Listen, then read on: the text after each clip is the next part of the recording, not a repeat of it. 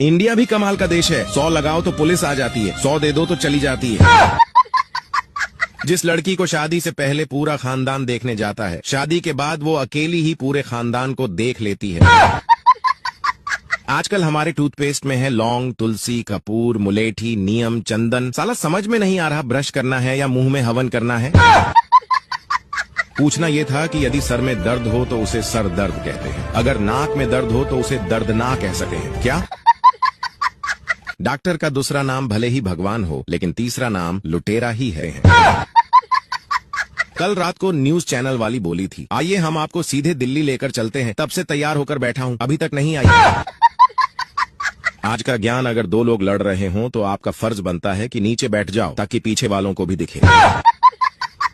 सुना है आपकी मुस्कुराहट पे हर कोई मरता है, जरा टाइम निकाल कर मेरे घर भी आना, एक चूहा मारना है, साले ने परेशान कर रखा है।